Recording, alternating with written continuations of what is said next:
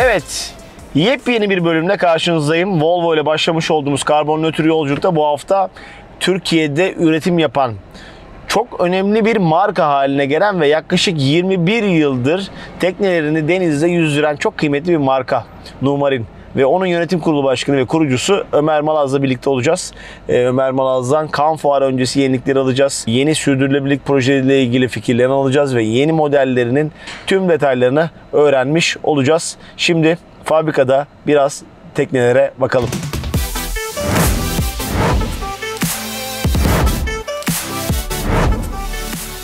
Her sene aslına bakarsanız bu fabrikaya bir kere geliyorum. Hem gelişimleri yakından görüyorum hem de yeni modellerin o heyecanı yerinde yaşamaya gayret ediyorum. Şimdi Ömer abiyle güzel, keyifli bir tekne denizcilik ve sürdürülebilirlik sohbeti yapacağız. Nasıl Ömer abi? İyi, teşekkür ederim. Sağ ol. Nasıl, keyifli, her şey yolunda mı? İşler yolunda, yoğun bir tempo gidiyoruz. Bir yandan yaz bizim tatil tempomuz, bir yandan imalat temposu, bir yandan da tabii teslimler hala şu anda marinada bir 37'miz var. Pardon, 2.37, bir 26'mız var. Biri teslim oldu, biri olmak üzere, bir de bir hafta sonra. Dolayısıyla yoğun bir tempo gidiyoruz. Senede bir kere bu fabrikaya geliyorum. Hakikaten her geldiğimde işlerin birazcık daha iyi gittiğini, markalaşma anlamında daha iyi gittiğini görüyorum. Yani Numarin çok daha oturduğunu görüyorum. Tabii artık 21 sene oldu. Yani 170 tane tekne teslim ettik bu 21 senede. Ortalama boyumuz da geçen sene 30 metre civarında bir ortalama boy yakaladık. Müthiş. Kolay değil gerçekten. Tabii. Her bir tekne bir macera çünkü. Biz o macerayı seri imalata dökmeye çalışıyoruz. 37 metre bile olsa olabildiğince standart tekne üretelim ki kaliteden ödün vermeyelim.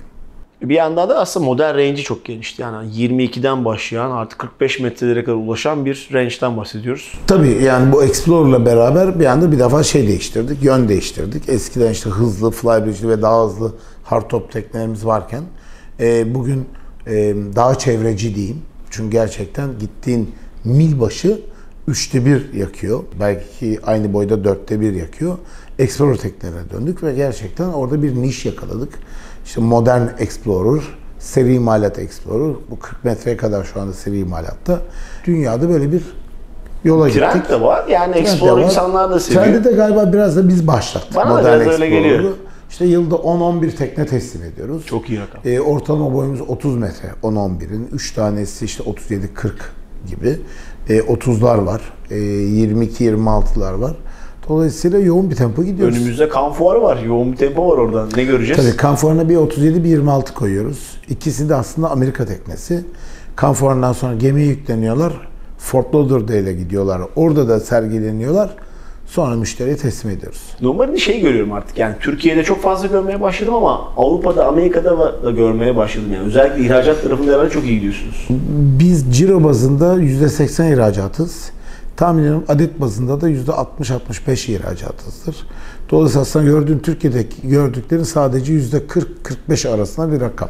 Ama yani tasarımıyla da duruşuyla da kendini gösteriyor. Evet. Uzaktan baktığın zaman bu Numarin demek çok önemli bence. Doğru. Değil mi? Bizim amacımız oydu zaten. Tasarlarken hep uzaktan bakınca Numarin belli olsundu.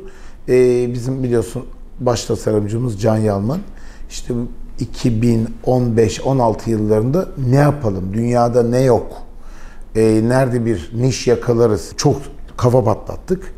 Ve sonunda Explorer, modern Explorer'da dünyada bir boşluk olduğunu gördük ve bir anda oraya kaydık. Çok da doğru bir takip ediliyorsunuz, olmuş. bunu fark ediyorum. Takip ediliyoruz. Yani tasarım çünkü yani bugün benzer tasarımların kokusunu alıyorum. Bugün bakarsak bayağı var modern Explorer ama neredeyse galiba ilk başlayan biziz. Seri imalat olarak kesinlikle biziz. İşte ilk 32 ile başladık. 26 çıkarttık. 37 çıkarttık. 22 çıkarttık. Şimdi 40 imalatta, 30 imalata girdi. 45 üzerinde de çalışıyoruz. Şimdi müşterilerin beklentileri de değişiyor. Yani eskiden böyle bu kadar biz çevre konuşmuyorduk, sürdürülebilirlik konuşmuyorduk. Yani işte daha ekolojik otomobiller, işte ekolojik saatler, akıllı saatler, daha düşük tüketimli tekneler, her şey çıkmaya başladı. Numarin'in burada ne tür çözümleri, özellikle üretim ve tekne anlamında? Şimdi tabii bana sorarsan bu yatçılık sektörü otomobil takip ediyor. Yani otomotiv dünyada lokomotif diyelim. Ne zaman bu elektrikli arabalar çok modern, önemli, konforlu ve menziller artmaya başladı. Herkes acaba tekneler nasıl diye sorguluyor. Bir defa en ekolojik veyahut da randımanlı tekne en yavaş gider. Yelkenli. Tabii yelkenli ayrı ama yelkenli o volümü alamıyorsun. Tabii, Explorer'da aslında biraz da yelkenli piyasasından müşteri alır mıyız diye yaptık. Ve gerçekten de birkaç tane 26 XP müşterimiz yelkenliden gelme. Çünkü bir 26 metrede tekne sahibine alabildiği hacmi yelkenli dediğin zaman, tamam mı? 40 metrede belki alırsın.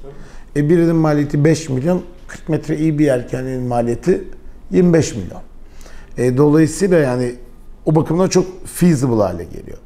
Tüketim olarak bugün hep 26'yı konuşuyorum. Çünkü bugün en çok satan modelimiz 26. Yani 27 tane 26 XP sattık biz bugüne kadar.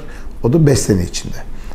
İyi ve çok iyi bir rakam. Bugün bir 26 saatte 45-48 litre mazot yakıyor. İnanılmaz bir rakam ya. Alelade 8-10 metrelik bir tekneyle adaya giderken aynı rakama ulaşabilirsin. İşte bu 9 knot süratten bahsediyorum. Evet. Hızlanınca tabii tüketim çok artıyor. 26'larda biz çift karina yaptık. Bir tane deplasman karina, salması falan olan işte 45 litre yakın. Bir de plain eden karina. İşte bütün o salma yok, bulb yok ama yanında bu hız çıtaları var. 31 knot gidiyor ama saatte 600 litre yakıyor. Yani şimdi 45-600. Ben örnek vereyim. Biz her sene biliyorsun Cannes Fuarı'na katılıyoruz. Cannes Fuarı'nda 4-5 sene evvel 78 hardtop yolladık. 78 hardtop çok hafif, karbon, hızlı falan. 22 ton mazot yaktı Bodrum Cannes arasında. Geçen sene 26 XP yolladık. Daha geniş, daha büyük, daha yüksek 7 ton yaktı. İnanılmaz bir şey. Dolayısıyla evet yeni trend diye başladık. Yeni trendde efficiency devreye giriyor. Ve dünyada eskiden sürat çok önemliydi. Tamam yani kaç knot gidiyor tekne. Bugün artık o sürat sorusu çok az geliyor. Gerçekten sormuyorlar. Gerçekten trend konfora döndü. Konfor nerede? Volüm, hacim ve de sessizlik, vibrasyon, sallantı. Stabilizer'lar devreye girdi. İşte gyro olanlar var, fin olanlar var ama ciddi sallantıyı kesiyorlar. Biz 2017'den beri Hollandalı bir ses vibrasyon mühendislik firmasıyla çalışıyoruz. Schack van Capellen diye. Ses seviyelerini muazzam aşağıya çekti. Bugün benim 26 XP'imde yolda ben uyuyorum odamda. Dolayısıyla artık hele 32-37'de duymuyorsun. Dolayısıyla onlar artık gece seyir yapar oldular. O zaman da sürat hiç önemli önemli değil. Eskiden işte şeydi, yola çıkıyoruz. Toplanın çocuklar, oturun, aman dikkat dalga var. Herkes otursun çıkalım. O bitti. Bugün mesela biz öğlen yemeğinde yol yapıyoruz. İşte 3 saat. Yemekte uzun muhabbetli bir yemek oluyor. Biz 3 saat boyunca 25-30 mil yol gitmiş oluyoruz. Veya sabah uyurken yol yapıyoruz. Kahvaltıda yol yapıyoruz. Yol yapma trendi de değişti. Ne sayesinde teknen büyüdü. Daha stabil hale geldi. Daha sessiz hale geldi. Dolayısıyla konfor çok ön plana çıktı son zamanlarda. Zaten bana da artık böyle tekne maksimum hızı kaç? En fazla 8-10 metrelik tender botlarda buluşuyor. Büyük tekne sahipleri menzil ne kadar? Ne kadar az tüketiyor? Yakıt tüketimi ne kadar gibi sorular soruyor. Yine örnek vereyim menzilden. Cannes Fuarı'na 78'i yolluyoruz. Her gece nerede duracak, nerede mazot alacak? Her gece. Bir şey planlaması yaptık. Bu gece burada, bu gece burada. Şurada mazot var, burada mazot yok falan. 26 gitti. Bodrum'da motor çalıştırdı. Cannes'da motor kapattı. Yakıt da kalmıştır belki. 4'te 1 civarında bir mazot kalmıştı. Dolayısıyla bambaşka dünyalar konuşuyoruz. Peki başka bir şey soracağım. Şimdi geçen hafta bir elektrikli bir tekne kullandım. 8 metre falan civarlarında ama yani hayal değil mi böyle 30 metre teknelerde şimdiki teknolojiyle elektrikli bir şey bu. Ya da elektriği ne kadar kullanabiliyoruz bu teknelerde? Bugün hayal. Değil mi? Yani çok kısa cevap bugün hayal. Niye hayal? Bir, elektrik depolama hala da lityum iyon daha yeterince elektrik depolanıyor. Bugün elektrik depoladın desen nereden şarj edeceksin? Marinaların şarj ettiği Pedestallar çok düşük. En fazla 33 ile yapıyorlar. bir de çok pahalı. Yani evde aldığının 4 misli para ödüyorsun marinalarda. Oradan mı şarj edeceksin? Hayır. Menzil yetmeyecek. Tam güneş enerjisi galiba doldurmuyor. Güneş enerjisi bugün en iyi enerji paneli saatte 200 watt üretiyor. Bugün teknenin günlük ihtiyacına güneş enerjisi hala tam yetmiyor. Bırak gitmeyi. Ne zaman bu 200 wattlar çıkacak işte metrekarede günün birinde inşallah 700-800 wattlara, o zaman belki güneş enerjisiyle seyir mevzu bahis olacak. Bugün benim kendi teknem üzerinde 42 metrekare güneş enerjisi var, panel var. Bu sayede ben 80 kW'da lityum iyon aküm var. Bu sayede ben günde 3-4 saat jeneratör çalıştıraraktan bütün yazı geçirebilirim. Aslında bir nebze sen hibrite dönmüşsün gibi. Ama günlük hayata yetiyor. Evet. Ona da kısmen yetiyor işi. Klima devreye girdiği zaman yetmiyor mesela. Klima çünkü bayağı bir çekiyor. Ama işte geceleri biz klimayla uyuyoruz. Gündüzleri klima çalıştırmıyoruz. Fakat ocak, fırın, çamaşır makinesi, bulaşık makinesi, her şey güneşten ve akülerden besleniyor. İşte klimadan dolayı günde 2 saat, 3 saat, Ağustos ayında 4 saat jeneratör gerekiyor. Son sorum da şey olsun, yani üretim tarafında da artık markalar sürdürülebilirlikten çok bahsediyor. İşte suları geri kazanıyorlar, güneş panelleriyle fabrikaları kuruyorlar gibi. Bu tarafta sizin bir gelişiminiz ya da yakın gerekli bir forecast var mı? Ya tabii biz Yalova'da bir tersane arsası aldık. Onun mesela üstüne olduğu gibi güneş paneli projemiz var. Kendi elektriğimizi bir tek yetmeyecek. Bir de şebeke elektrik satabilir hale geleceğiz. Tahmin edersin tekne işi çok metrekare gerektiren bir iş. 30 bin metrekare bir bina geliyor oraya. 30 bin metrekarenin çatısı da tabii çok ciddi bir elektrik üretim kapasitesi olacak. Fazlasıyla bize yetiyor.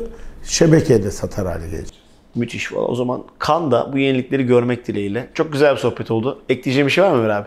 Şu anda hemen bir şey aklıma gelmiyor açıkçası. O zaman Cannes'da görüşelim. Cannes'da bekliyorum. Güzel teknelerle karşınızda olacak. Evet, Volvo ile başlamış olduğumuz karbon nötr yolculukta bu hafta çok kıymetli birine konuk oldum. Numarin Yönetim Kurulu Başkanı Ömer Malas. Hakikaten hep takdir ettiğim, çok da beğendiğim bir marka. Dolayısıyla Cannes Fuarı'nda da yenilikleri yakında yerinde göreceğim.